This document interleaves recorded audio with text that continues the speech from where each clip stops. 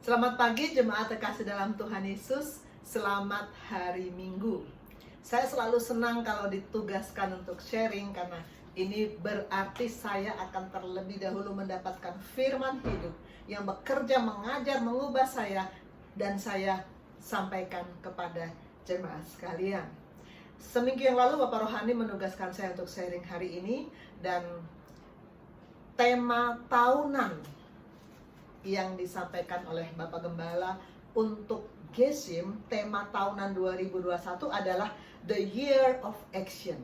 Tentu saja ini merupakan sambungan dari firman yang telah kita dapat begitu intensif di akhir tahun 2020 bahwa kita harus menjadi terang di tengah kegelapan. Karena itu saya mengambil topik untuk hari ini tanggal 10 Januari 2021. Saya mengambil topik Be a Blessing, jadilah berkat. Dan topik ini memang merupakan kelanjutan dari sharing singkat saya di tanggal 1 Januari kemarin. Tanggal 1 Januari kemarin semua hamba-hamba Tuhan dapat porsi, ada yang 5 menit, ada yang 10 menit. Saya kebetulan dapat porsi 15 menit menyampaikan menjadi terang di tengah kegelapan. Dan ketika itu saya sudah singgung sedikit tentang Be a Blessing, dan sekarang kita akan memperdalam lagi.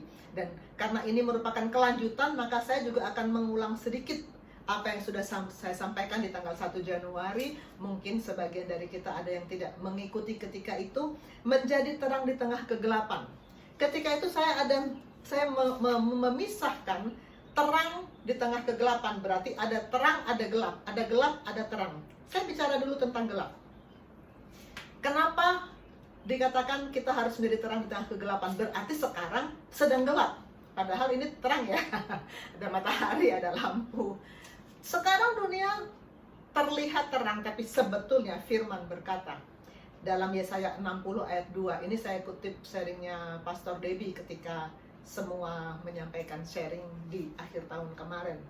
Yesaya 60 ayat 2, sebab sesungguhnya kegelapan menutupi bumi dan kekelaman menutupi bangsa-bangsa, tetapi terang Tuhan terbit atasmu dan kemuliaannya menjadi nyata atasmu. Sesungguhnya, berarti ini sungguh-sungguh ya, kegelapan menutupi bumi. Saat ini bumi dan orang-orang yang hidup dalam pola dunia, orang-orang yang berada di bawah kekuasaan dunia sedang berada dalam kegelapan. Apa yang kurang gelap sekarang? Covid semakin merajalela, orang dicengkeram ketakutan, kepanikan, ekonomi jatuh. Mungkin orang ada yang masih punya harta, tapi hidupnya nggak sejahtera, penuh kekhawatiran, penuh ketakutan. Dan sebagian orang punya sakit penyakit yang membuat mereka hidup tidak bisa bahagia. Dunia sedang ditutupi oleh kegelapan, tetapi terang Tuhan terbit atasmu. Mu itu siapa?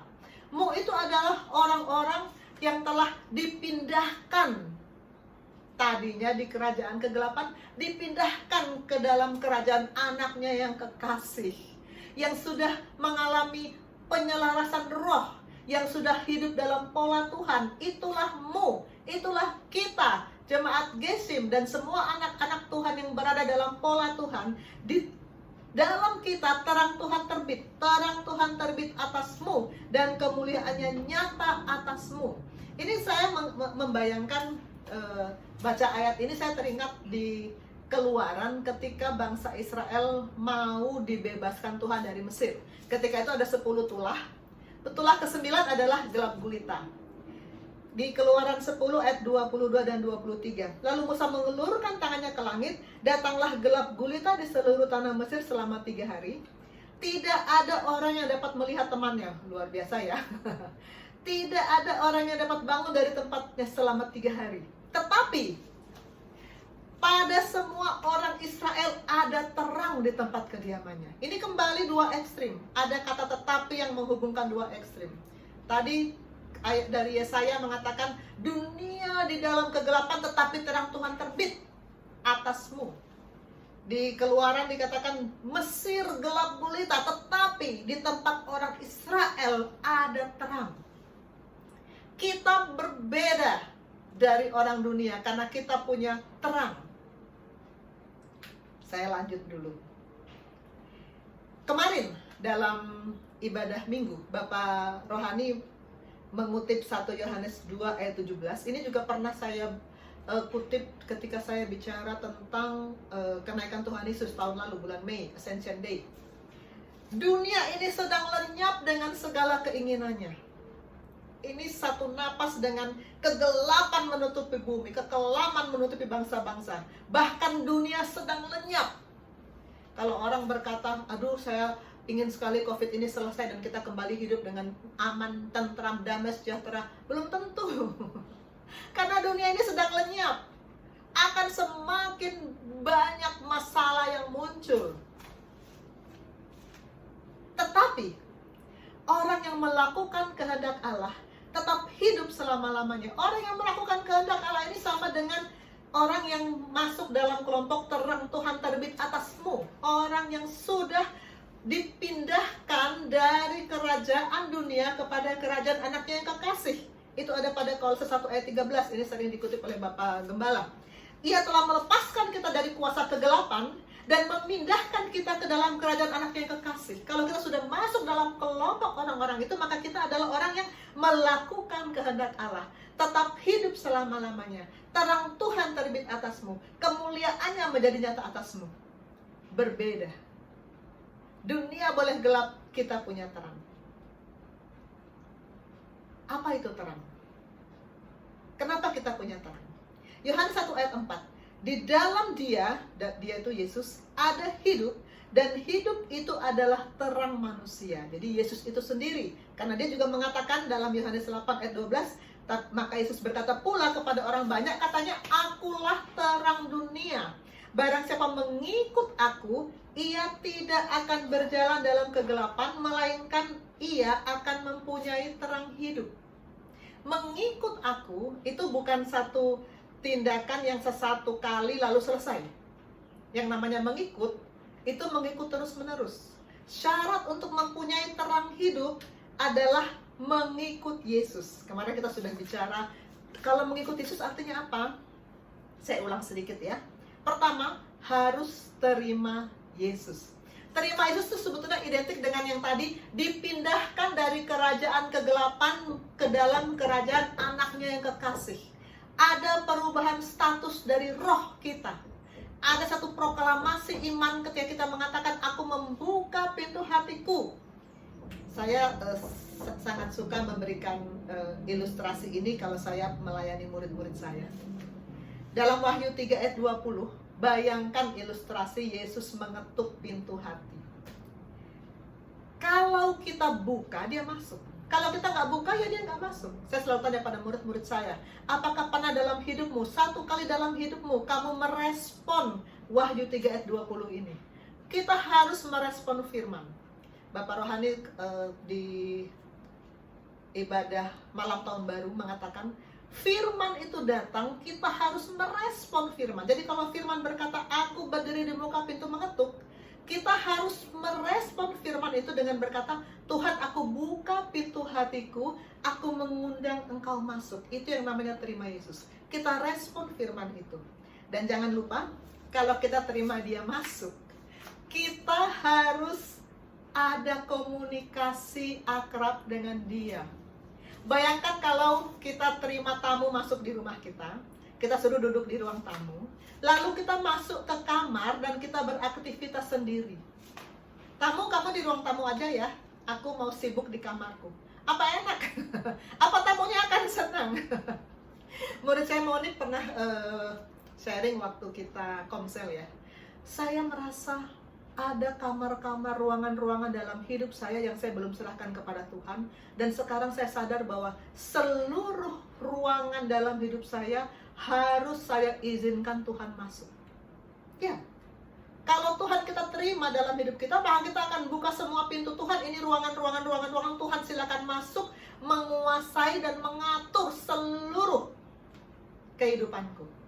Itu yang namanya terima Yesus. Kalau kita terima tamu itu kita cuekin aja, hanya di ruang tamu, kita sibuk sendiri.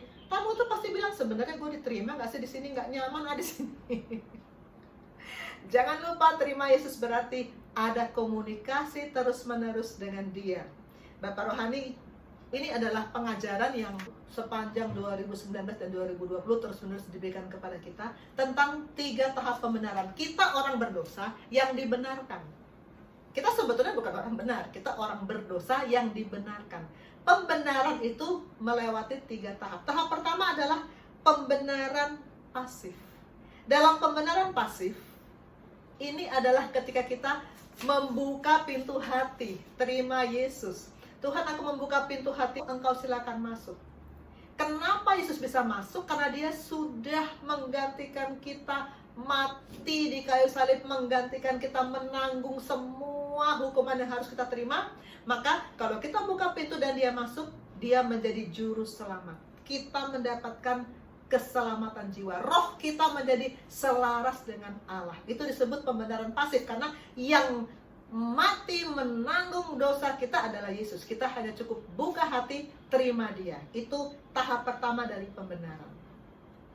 Dan menerima Dia, saya ulangi tadi Bapak Rohani bilang, berarti menerima firman. Karena Yohanes 1 ayat 1 berkata, pada mulanya adalah firman. Firman itu bersama-sama dengan Allah, dan firman itu adalah Allah. Firman itu adalah Allah. Kalau kita tidak punya firman, kita tidak punya Allah. Dan kemudian firman itu menjadi manusia. Di Yohanes 1 ayat 14, firman itu menjadi manusia. Manusia Yesus Kristus yang diam di antara kita. Maka kalau kita terima Yesus, artinya kita harus terima firman tiap-tiap hari. Kalau orang bilang, saya sudah lahir baru, saya sudah terima Yesus, baca firman tiap hari enggak? Ya bolong-bolong sih, ya kalau ingat sih. Murid saya bilang gini, saya sih tiap hari dok pasti saat teduh, tapi kalau nggak ketiduran. Nah itu bukan pasti ya. Pakai ketiduran lagi. Bayangkan kalau kita undang Tuhan Yesus masuk dalam hati kita, Dia masuk dalam ruangan hidup kita, lalu Dia tidur di situ. Murid-murid Tuhan Yesus, ketika Tuhan Yesus tidur di perahu, apa yang terjadi? Badai topan menyerang. Jangan biarkan Dia tidur. Kamu juga nggak boleh tidur. Saya bilang sama murid saya, persekutuan dengan Tuhan harus pada waktu yang terbaik dalam hidup kita. Bangun tidur, pertama-tama cari Tuhan, prioritaskan Dia. Pertama-tama bersekutu dulu dengan Tuhan, agar sepanjang hari firman itu menuntun kita. Amin. Nah, tadi pertama, untuk bisa menjadi berkat, pertama kita harus terima Yesus. Kedua, kita harus ikut Yesus. Ini gambar sudah saya tayangkan kemarin ya. Ikut Yesus itu adalah kemanapun, kapanpun, dan apapun. Beda dengan murid-murid ikut saya. Murid-murid ikut saya tidak kemanapun, kapanpun, apapun. Di kampus ada pemuritan untuk kedokteran. Di saat-saat tertentu, di jam-jam kuliah, murid datang, guru datang, lalu ada interaksi, lalu bubar.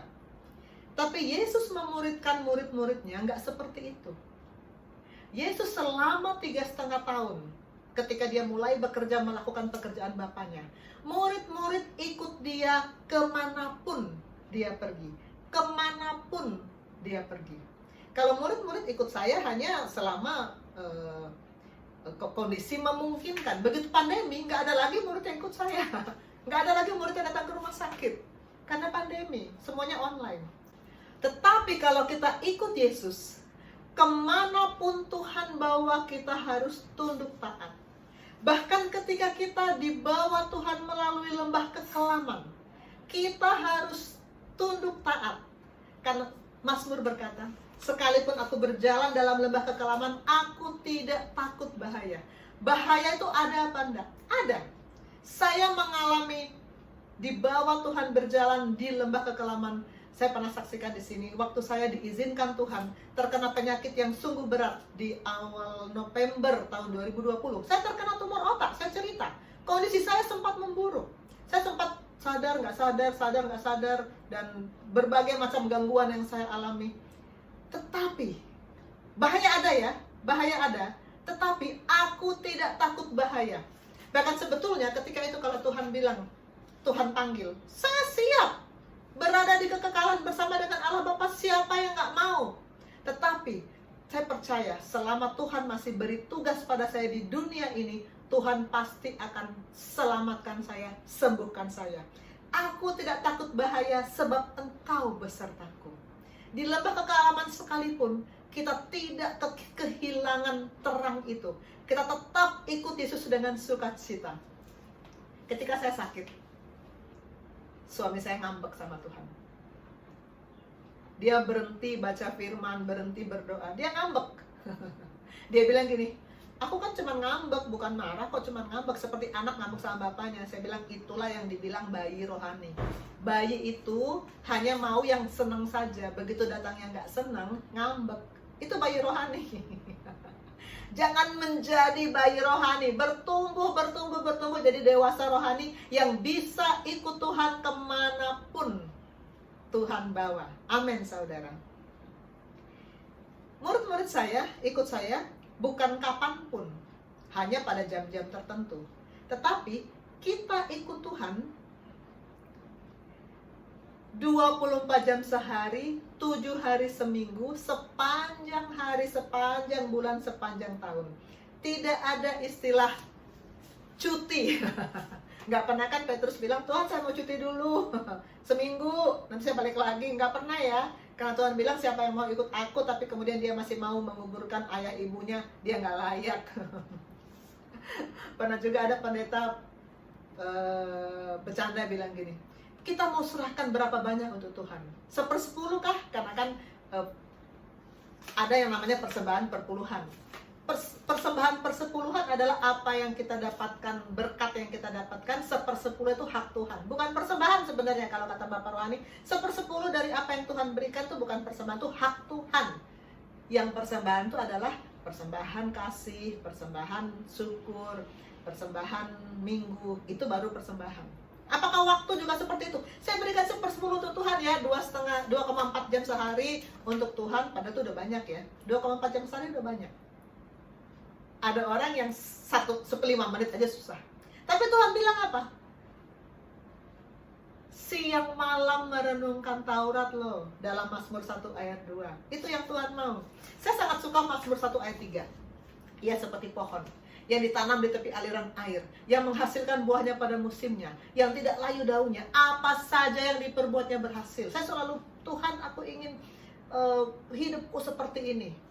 Saya ucapkan, saya perkatakan Mazmur 1 ayat 3. Saya mau hidupku seperti ini Tuhan. Apa saja yang aku buat berhasil untuk memuliakan Tuhan. Maka Tuhan bilang apa? Syaratnya di Mazmur 1 ayat 2. Kesukaannya ialah Taurat Tuhan. Merenungkan Taurat itu siang dan malam. Artinya tidak ada kata istirahat untuk ikut Tuhan. Kemanapun, kapanpun. Dan apapun. Saya mengajar murid-murid saya hanya ilmu kedokteran. Walaupun saya bisa menjahit, saya nggak ngajar mereka menjahit. Walaupun saya bisa masak, saya nggak ngajar mereka masak. Hanya ilmu kedokteran. Karena memang itu tugas saya sebagai guru. Tetapi, sebagai murid Tuhan, kita harus mengerjakan seluruh perintahnya. Seluruh perintahnya. Memang ini menjadi polemik, sebagian orang berargumen, kita kerjakan seluruhnya atau sebagian ya dari perintah Tuhan, karena kan kemampuan kita kan hanya mampu begini, jadi kita hanya bisa sebagian saja yang memang sesuai dengan bidang kita, yang memang sesuai dengan kemampuan kita. Tuhan bilang, ini amanat agung. Minggu lalu ini ayat keluar ketika Bapak Rohani sharing. Karena itu pergilah, jadikan semua bangsa muridku, Matius 28 ya 19-20. Baptislah mereka dalam nama Bapa, Anak dan Roh Kudus, dan ajarlah mereka melakukan segala sesuatu yang telah kuperintahkan kepadamu. Segala sesuatu. Dan ketahuilah aku menyertai kamu sampai kepada akhir zaman. Ini waktu saya mau penginjilan ke Ambon kemarin di Maret 2020.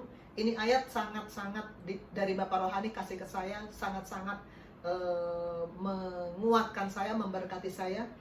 Janji Tuhan menyertai kamu senantiasa sampai kepada akhir zaman. Itu hanya berlaku untuk orang-orang yang melakukan segala sesuatu yang kuperintahkan kepadamu. Janji Tuhan, penggenapan janji Tuhan selalu sejalan dengan ketaatan kita. Selama kita tunduk taat, janji Tuhan berlaku atas kita. Tunduk taat terus-menerus itu namanya setia. Hamba yang setia didapati oleh tuannya sedang melakukan pekerjaan tuannya ketika tuannya datang. Itulah hamba yang berbahagia. Amin, saudara. Dan satu lagi yang kemarin saya sampaikan, definisi mengasihi Tuhan. Karena saya suka terharu melihat gampang sekali orang menyanyi, aku mengasihi Engkau Yesus, ku cinta Kau Yesus, I love you Lord. Tuhan lalu tanya, udah tahu belum definisi mengasihi aku? Murid-murid saya juga selalu saya ingatkan ayat ini. Yohanes 14 ayat 15. Kalau kamu mengasihi aku, artinya apa? Kamu menuruti segala perintahku. Apakah Bapak Ibu sudah ngecek di Alkitabnya? Kemarin saya, tanggal 1 saya bilang, apakah ada yang Alkitabnya menuliskan sebagian saja perintahku? Saya yakin enggak ya? Segala sesuatu kita harus lakukan. Bukti bahwa kita mengasihi Yesus. Karena memang Tuhan mau kita melakukan seluruh perintahnya. Memang itu amanat agung.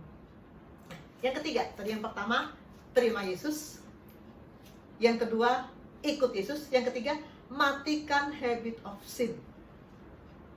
Ini disinggung oleh Pastor Debbie dalam ibadah malam tahun baru.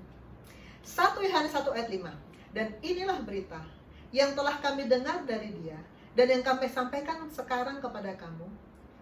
Allah adalah terang dan di dalam Dia sama sekali tidak ada kegelapan. Sama sekali tidak ada kegelapan.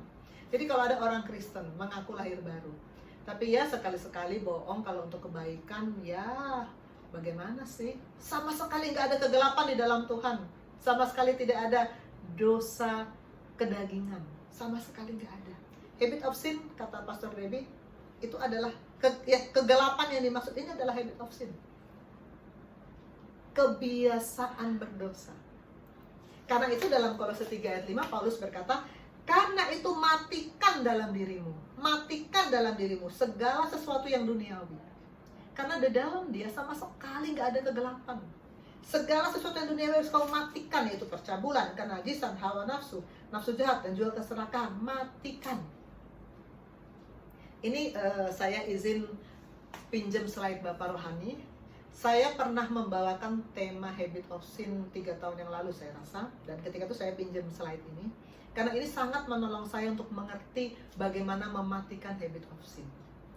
Ketika manusia jatuh dalam dosa, si jahat itu menaburkan benih dosa. Benih itu bertumbuh berbuah. Buahnya adalah kebiasaan berdosa. Daging kita melakukan perbuatan dosa. Itu buahnya, buah dari benih dosa. Apa itu? Penipu, pencuri, pelit, rakus, iri, dendam, gelisah, egois. Semua yang tertulis di sini adalah buah dosa. Habit of sin, kebiasaan berdosa. Ketika Tuhan Yesus mati di kayu salib 2000 tahun yang lalu, Dia mencabut benih dosa. Sehingga ketika kita menerima Dia, tahap pertama dari pembenaran yang tadi terima Yesus, saya menerima Engkau Yesus. Saya membaca Wahyu 3 ayat 20 bahwa Engkau mengetuk pintu, maka sekarang saya buka pintu menerima Engkau masuk. Saat itu Tuhan mencabut benih dosa. Tetapi kebiasaan berdosa, karena kita masih hidup dalam daging, tetap ada. Tetap ada yang namanya kebiasaan berdosa. Karena benih dosa sudah menghasilkan buah. Kebiasaan berdosa. Sifat-sifat dosa ini tetap ada. Tetap ada. Akibat benih dosa yang sudah ditaburkan oleh si jahat. Makanya Paulus bilang, sebab itu dalam Roma 7 ayat 19, sebab itu bukan apa yang aku kehendaki, yaitu yang baik yang aku perbuat, melainkan apa yang tidak aku kehendaki, yaitu yang jahat yang aku perbuat.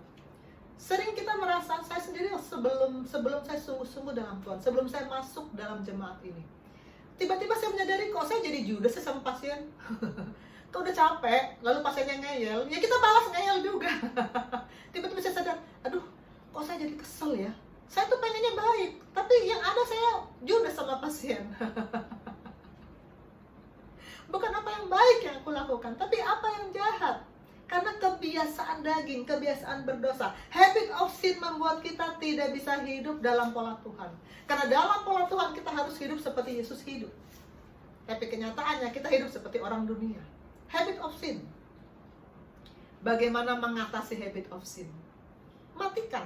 Tadi dengan simpel saja Paulus bilang, juga tadi di Kolose, sekarang pada jemaat Roma dia katakan begini, Roma 8 ayat 13. Sebab jika kamu hidup menurut daging, kamu akan mati. Mati ini yang dimaksud yang tadi, dunia sedang lenyap dengan segala keinginannya. Bangsa-bangsa hidup dalam kegelapan, kekelaman menutupi bumi. Kita hidup di dalam kuasa maut dan akan menuju kematian kekal. Tapi jika oleh roh kamu mematikan perbuatan-perbuatan tubuhmu, kamu akan hidup. Hidup, kita masuk dalam tetapi terang Tuhan terbit atasmu.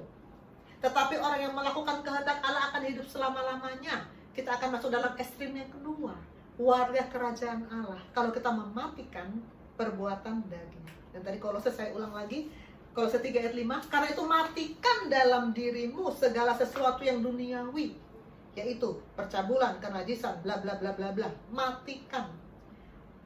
Kalau firman menyuruh kita matikan, maka kita akan bilang, oke, saya matikan. Atau ada juga yang bilang gini, aduh saya nggak sanggup, susah banget, saya sudah sifat saya begitu. Nih muka saya nih ya, memang udah garang dari dulu, udah dari sononya, nggak bisa diubah lagi. Nih suara saya nih ya, memang udah kasar dari dulu, nggak bisa diubah lagi.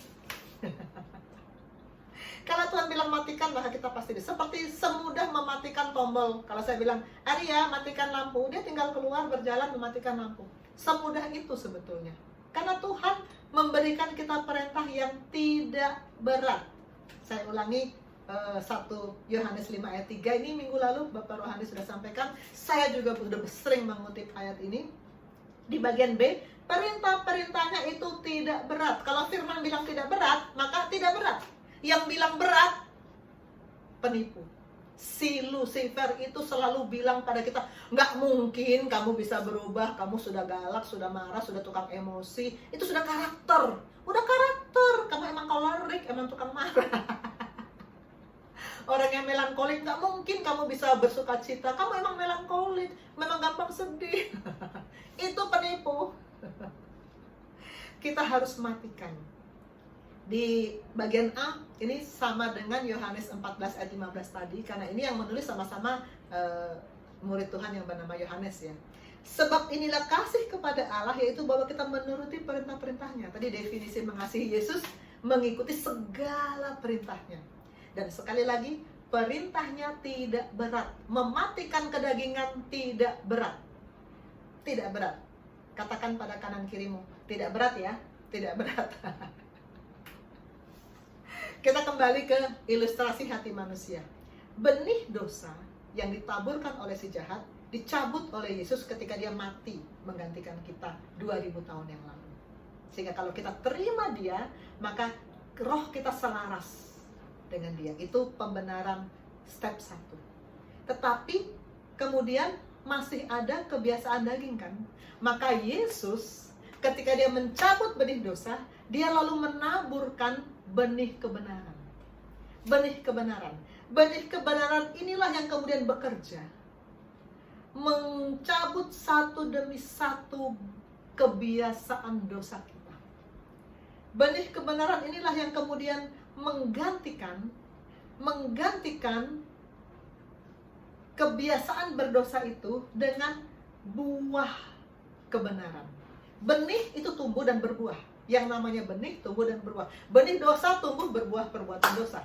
Benih kebenaran tumbuh berbuah buah roh. Kasih, kesabaran, lemah lembut, kemurahan. Kalau kita terus-menerus mendapatkan kebenaran, maka buah-buah ini, bukan buah-buah, buah ini akan menjadi milik kita. Dari mana kebenaran itu? Dari firman. Yohanes 17 ayat 17. Kuduskanlah mereka dalam kebenaran. Ini doa Yesus murid-muridnya. Firman-Mu adalah kebenaran. Artinya menerima firman tiap-tiap hari, menerima firman, mendapatkan rema, mendapatkan perkataan Kristus, mengakui kebenaran firman, melakukan firman, itu yang membuat kita mendapatkan terus-menerus benih kebenaran, dan itu yang membuat kita dapat mematikan habit of sin dan menggantikannya dengan buah roh. Amin, saudara. Maka tadi di Kolose 3 ayat 5 Paulus bilang matikan. Di Kolose 3 ayat 10 Paulus melanjutkan, dan mengenakan manusia baru yang terus-menerus diperbaharui. Firman itu harus datang tiap-tiap hari memperbaharui, mengajar kita apa dosa yang kita lakukan hari itu, kita akui, diperbaharui, lalu datang firman mengajar kita harus melakukan apa, harus mengasihi musuh, harus mengampuni 70 kali 7 kali. Kemarin murid saya nanya sama saya, tuh dokter, saya susah mengampuni. Saya bisa mengampuni tapi kemudian saya gak mau ngomong sama orang itu. Firman akan mengajar kita terus bagaimana harus hidup dalam pola Tuhan, untuk memperoleh pengetahuan yang benar menurut gambar Khaliknya, menurut pola Tuhan, pola ilahi. Amin, saudara. Terus menerus diperbaharui. Matikan habit of sin ini adalah bagian kedua dari pembenaran. Tadi step 1 kita sudah tahu, penyelarasan roh saat kita menerima Yesus sebagai juru selamat. Pada step kedua, saat kita mematikan habit of sin, sebenarnya kita sedang melakukan penyelarasan jiwa dan tubuh. Jiwa terdiri dari pikiran, perasaan, dan keinginan. Kita selaraskan dengan firman. Tubuh menghasilkan kelakuan, perbuatan, kita selaraskan dengan firman. Maka kita akan masuk pada pengudusan, sanctification, pembenaran yang bersifat aktif, yang harus kita kerjakan tiap-tiap hari, sampai nanti pada akhirnya kita menerima pembenaran kekal. Amin. Dan kalau tadi sudah kita lewati tahap terima Yesus, ikut Yesus, matikan habit of sin, tahap yang keempat, jadilah berkat. Inilah inti khotbah saya sebetulnya pada hari ini, menjadi berkat, tapi tidak bisa menjadi berkat kalau belum melalui 3 tahap sebelumnya. Menjadi berkat itu ada 2 aspek, melalui kesaksian dan melalui perbuatan baik. Karena ada orang yang bilang gini, saya sih maunya talenta saya tuh ngomong aja ngomong, tapi kalau untuk berbuat baik, yang penting hati saya baik. Orang lihat saya baik apa enggak terserah. Ada lah yang ngomong gitu. Ada juga yang bilang, saya nggak bisa ngomong, tapi saya beramal aja lah, kasih sedekah aja. Tuhan bilang apa? Melakukan segala sesuatu yang telah kuajarkan. Segala sesuatu loh, bukan cuma ini atau bukan cuma itu. Sekarang kita lihat firman yang menyuruh kita bersaksi. Yohanes 1 ayat 7. Ia datang, dia itu Yohanes Pembaptis, sebagai saksi untuk memberi kesaksian tentang terang itu, supaya oleh dia semua orang menjadi percaya. Oleh dia, oleh kita, oleh omongan kita, orang menjadi percaya. Percaya bahwa saya harus lahir baru. Percaya bahwa saya harus terima firman tiap-tiap hari. Harus ada kesaksian. Dan perbuatan baik, Matius 5 ayat 16, yang menjadi ayat utama saya pada hari ini. Karena kita harus year of action, action kita harus muncul, harus dilihat oleh dunia. Demikian hendaknya terangmu bercahaya di depan orang, supaya mereka melihat perbuatanmu yang baik dan memuliakan Bapamu yang di sorga. Pertama, kita harus punya terang dulu. Caranya apa? Miliki Yesus. Kedua, kita harus melakukan perbuatan baik. Dan itu yang memuliakan Bapa yang di sorga. Saya sudah beberapa kali menyaksikan bahwa sebelum saya masuk di jemaat ini, saya guru ya, saya guru, dan saya mengajar. Saya mengajar murid saya tentang bagaimana menjadi dokter. Dan mereka bilang saya guru yang baik. Dokter Susanto kalau ngajarin tuh kita gampang mengerti. Oke, saya guru yang baik. Oke. Selama 15 tahun saya mengajar, saya tidak pernah berpikir untuk mengajar murid saya menjadi murid Yesus. Tapi sesudah saya ada di gereja ini, dibina oleh Bapak Rohani, mendapat pengajaran-pengajaran, maka saya sadar bahwa saya harus mengajar murid saya juga segala sesuatu yang Tuhan sudah perintahkan. Segala sesuatu yang Tuhan sudah perintahkan, saya harus mengajar mereka. Maka saya kemudian bikin sesi pemuritan, satu demi satu. Saya ajak bicara tentang firman. Saya jelaskan bahwa kamu harus terima Yesus, bahwa kamu harus terima firman tiap-tiap hari. Itu baru saya lakukan dalam 5 tahun terakhir. Saya pernah bicara tentang mission, dan saya katakan bahwa sebetulnya setiap kita Tuhan sudah kasih ladang, dan Tuhan sudah kasih talenta. Kita harus Buka mata untuk melihat ladang kita di mana. Selama 15 tahun saya nggak melihat ladang saya. Pasien pun nggak saya kasih firman. Tapi sesudah saya di gereja ini, saya langsung lihat ladang saya adalah murid-murid saya dan pasien-pasien saya. Dan saya begitu mudah melepaskan firman kepada pasien-pasien saya, karena firman itu terus-menerus datang kepada saya. Amin, puji Tuhan saudara. Dan salah satu, mungkin tidak semua orang, ada yang bilang, gue sih nggak kayak lu San, gue nggak pintar ngomong. Saya mau katakan bahwa ada pengajaran untuk bisa menyampaikan kebenaran Kristus kepada orang lain. Dan salah satu metode yang mudah menurut saya, yang juga Bapak Rohani sangat sarankan untuk kita lakukan adalah 4 hukum rohani. 4 hukum rohani ini saya pelajari sebetulnya waktu saya mahasiswa dari Lembaga Pelayanan Mahasiswa Indonesia dan dari Perkantas, Persekutuan Antar Universitas. Dan kalau Bapak, saya nggak akan ulang ya karena ini panjang nanti. Bapak, Ibu, Saudara kalau mau, kalau ketika itu tidak ikut pemuritan di mana saya mengajarkan 4 hukum rohani, bisa buka di YouTube Susana Andraha 4 hukum rohani.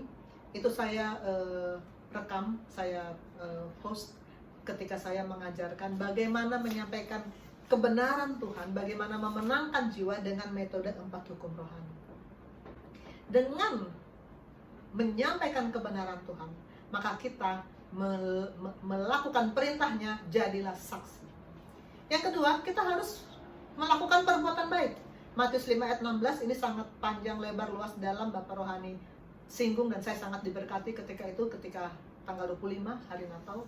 Demikian hendaklah terangmu bercahaya di depan orang, supaya mereka melihat perbuatanmu yang baik. Jadi orang mesti lihat loh perbuatan baik kita, mesti lihat loh. Dan memuliakan Bapamu yang di sorga. Waktu saya melihat di grup Gesim, Bapak Rohani, Bapak Gembala men-sharekan kegiatan Gesim Care, saya langsung chat Bapak Rohani, Bapak, saya mau ambil bagian, saya mau berikan sejumlah uang untuk kegiatan ini. Karena kalau saya sendiri sisihkan uang lalu saya beli sembako, saya bagi-bagi, maka orang kan melihat saya. Tapi kalau lewat Gesim, orang akan lihat Gesim, dan Gesim akan dilihat sebagai gereja Tuhan yang berdampak pada masyarakat. Saya mau kasih lewat Gesim. Bapak Yosef langsung bilang, oh ya, kita masih akan ada sampai seminggu ke depan. Oke, saya langsung kirim. Tergerak begitu saja. Bapak Yosef nggak minta. Bapak Yosef nggak bilang, bantu dong Gesim kan, enggak. Tapi saya tergerak. Saya harus memberikan untuk pekerjaan Tuhan, untuk memberkati orang lain, karena orang harus melihat perbuatan baik kita. Father Message ketika tanggal 25 ini sangat-sangat saya diberkati. Keunggulan orang percaya bukan karena memiliki berkat, tapi karena menjadi berkat. Banyak orang kalau kesaksian menceritakan bagaimana dia diberkati Tuhan. Oh, Tuhan berkati saya, puji Tuhan. Ya, itu kesaksian yang membuat orang lihat, oh iya, dia diberkati Tuhan. Tapi apakah dia memberkati orang lain? Tuhan mau kita bukan cuma diberkati, tapi juga memberkati orang lain. Jadilah berkat. Saya sangat suka Efesus 2 ayat 10. Ini pernah saya sharekan waktu saya di Ambon. Karena kita ini buatan Allah, diciptakan dalam Kristus Yesus untuk melakukan pekerjaan baik. Kita buatan Allah, dan Allah menciptakan manusia serupa loh dengan dia, bukan seperti binatang atau tumbuh-tumbuhan. Dan kita diciptakan ulang dalam Kristus Yesus. Untuk apa? Melakukan pekerjaan baik. Bukan pekerjaan baik yang kita karang-karang sendiri, yang kita anggap, oh yang ini yang saya mau, bukan. Tapi yang dipersiapkan Allah sebelumnya. Karena itu kita harus terus cari, tanya, gumuli dalam doa. Tuhan mau, Tuhan sudah siapkan pekerjaan baik saya, yang harus saya kerjakan itu apa Tuhan? Tunjukkan pada saya, tunjukkan pada saya. Karena banyak orang yang tidak tahu, saya mesti bikin perbuatan baik seperti apa ya yang Tuhan mau, yang memuliakan Tuhan. Dia mau supaya kita hidup di dalam rencananya. Amin. Dan ini kemarin Pastor Cakra ya yang banyak menyinggung tentang perbuatan baik. Rasul Yakobus adalah rasul perbuatan katanya. Dalam Yakobus banyak sekali kita didorong untuk melakukan perbuatan. Yakobus 2 ayat 17. Demikian juga halnya dengan iman. Jika iman itu tidak disertai perbuatan, maka iman itu pada hakikatnya adalah mati. Karena itu saya selalu, Tuhan berkati aku, saya berkati pekerjaan Tuhan. Saya selalu tidak pernah sulit untuk memberkati pekerjaan Tuhan. Karena saya tahu Itu maunya Tuhan. Hai manusia bebal, maukah engkau mengakui sekarang bahwa iman tanpa perbuatan adalah iman yang kosong? Kita tiap hari, katakanlah, intimasi dengan Tuhan, berjam-jam tiap hari, tapi perbuatan kita tidak ada yang dilihat orang sebagai perbuatan baik. Itu kosong. Dan Yakobus 4 ayat 17, ini juga pernah saya sharingkan sebelumnya. Jika seorang tahu bagaimana ia harus berbuat baik, tapi ia tidak melakukannya, ia berdosa. Wow. Tahu nih, harusnya berbuat ini, tapi nggak melakukannya, dosa loh.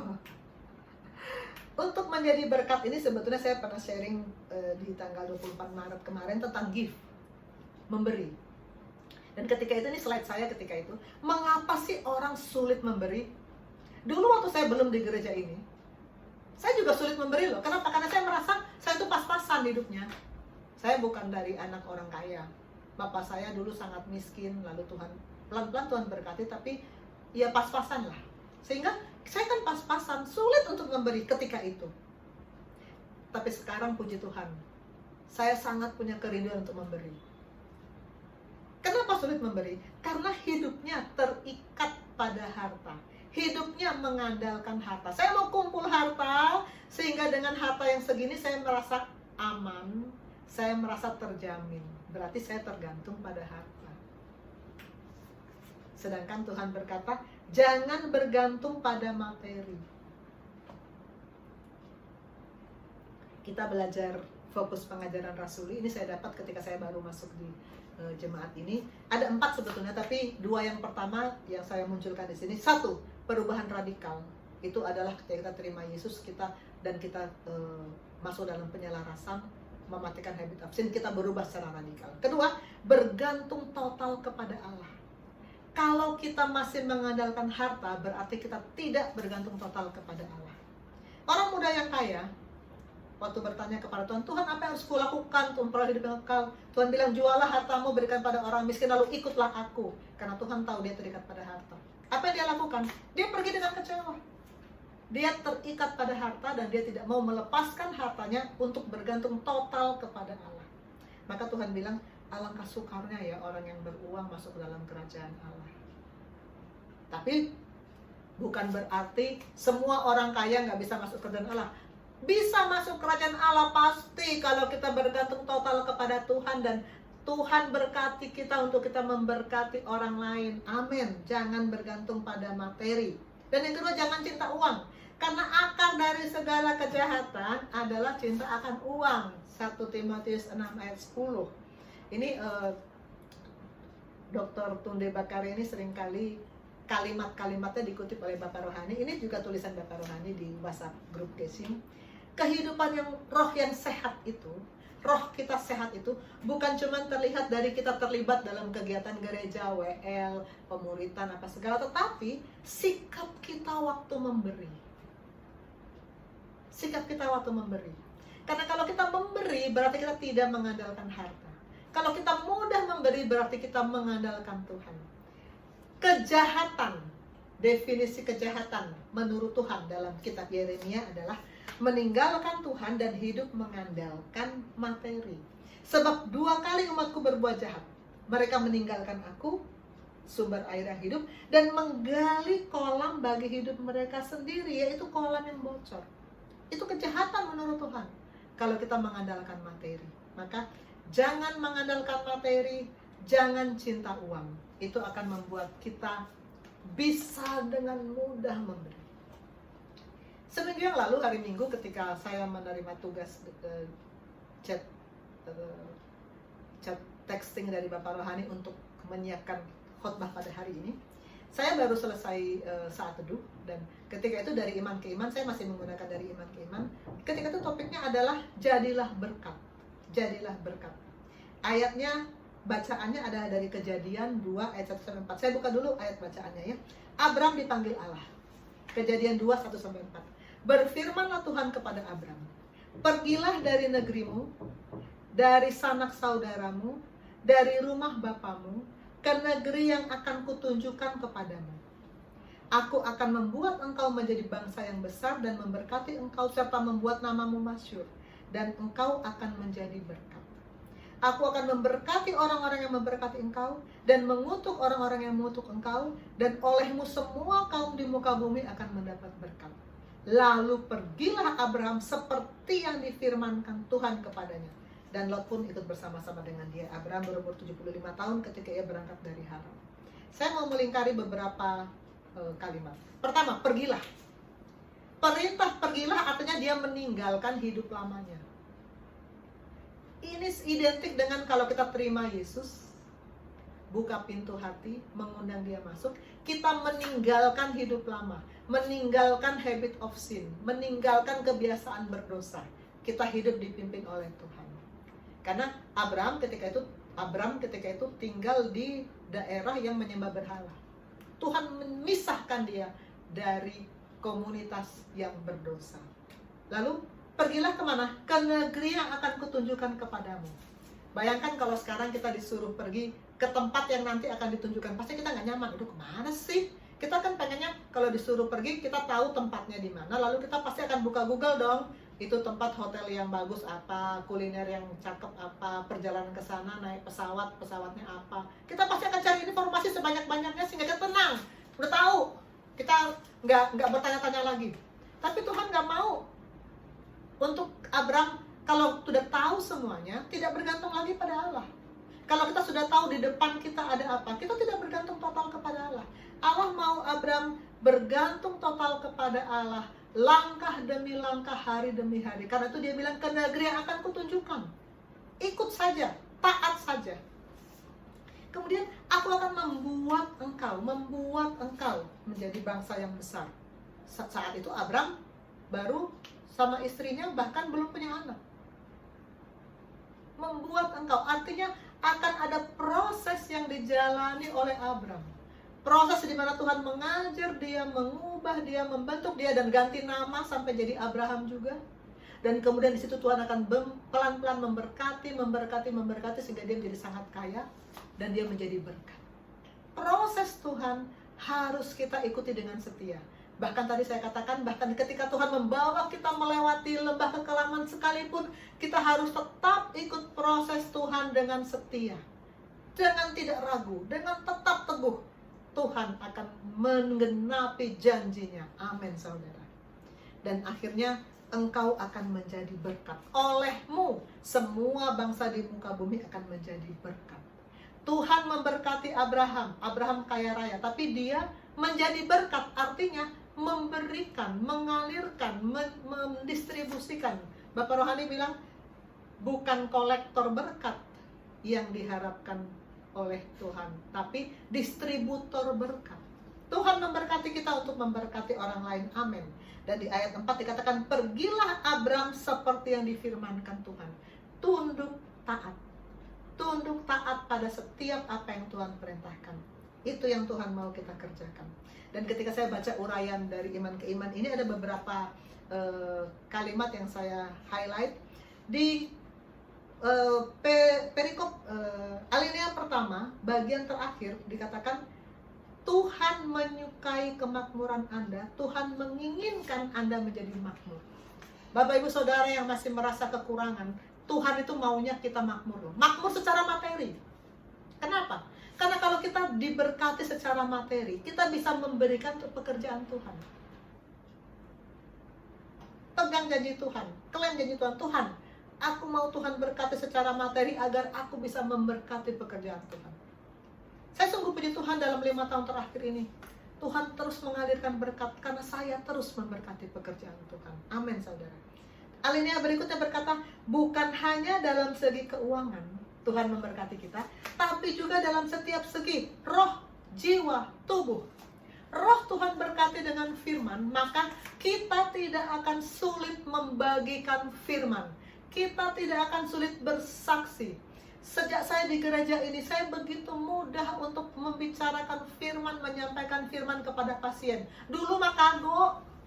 Dulu mah saya rasa, aduh, itu kan urusan pendeta ya. Karena saya sudah lahir baru, sudah melayani, sudah ya biasa di persekutuan, panitia-panitia, MC, apa segala WL. Tapi saya belum sungguh-sungguh melakukan seluruh perintah Tuhan. Ketika itu, sebelum masuk jemaat ini, Tuhan bilang, roh kita akan dimakmurkan dengan firman, sehingga kita bisa bersaksi.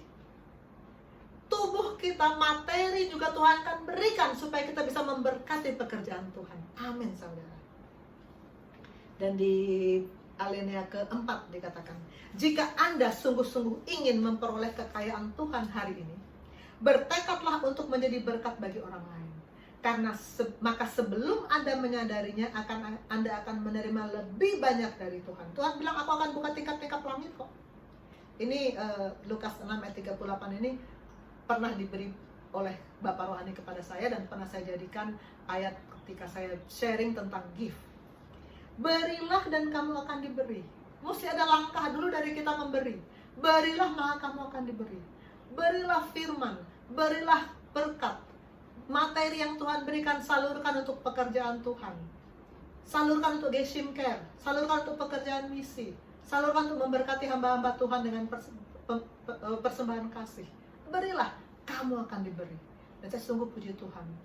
Tuhan memberikan kepada saya lebih dari yang saya duga, dan saya terus punya kerinduan untuk memberi bagi pekerjaan Tuhan. Amin.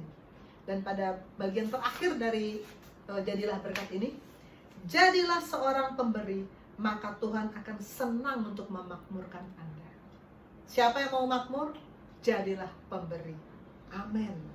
Ini slide terakhir, ini sebetulnya bukan kapasitas saya untuk menjelaskan, karena ini bahan pemuritan kita sepanjang 2019-2020. Semua tim gembala sudah pernah men-sharingkan ini. Saya hanya ajak kita untuk melihat pertama agenda, bukan agenda apa? Tahap-tahap pembenaran. Di sini ada justification, sanctification, glorification. Itu 3 tahap pembenaran yang kita jalani selama kita hidup. Tahap justification, pembenaran tahap 1 adalah ketika kita terima Yesus. Harus kita lanjutkan dengan tahap sanctification, penyelarasan dengan mematikan habit of sin, menyelaraskan pikiran dan keinginan, perasaan kita dengan firman, dan otomatis kemudian tubuh kita, kelakuan kita juga selaras dengan firman. Dan nanti pada saat kedatangan Tuhan Yesus kedua kali, kita akan masuk pada pembenaran kekal, glorification. Amin, saudara. Dan kalau kita, dan selama kita hidup ini sesudah kita terima Yesus, kita hidup dalam sanctification, penyelarasan aktif, mematikan habit of sin, di mana roh kita, jiwa kita, tubuh, perilaku kita terus-menerus diperbaharui. Maka kita akan masuk pada strong in the spirit, strong in knowledge, dan strong in example. Strong in example artinya perbuatan kita benar-benar menunjukkan bahwa kita melakukan apa yang Tuhan mau, yaitu menjadi berkat. Menjadi berkat untuk memuliakan Allah, karena kita harus mencapai hidup yang mulia, posisi yang mulia, sudut pandang yang mulia, warisan yang mulia, tujuan yang mulia, dan yang hasilnya adalah kemuliaan Allah. Amin. Kesimpulan, untuk menjadi berkat, pertama kita harus terima Yesus. Terima Yesus yang berarti terima firman tiap-tiap hari. 2, ikut Yesus. Ikut Yesus yang berarti kemanapun, kapanpun, apapun kita harus ikut. 3, matikan habit of sin. Dan 4, jadilah berkat. Jadilah berkat dengan hidup bersaksi dan hidup memberi. Amin. Segala kemuliaan hanya bagi Allah. Mari kita berkat.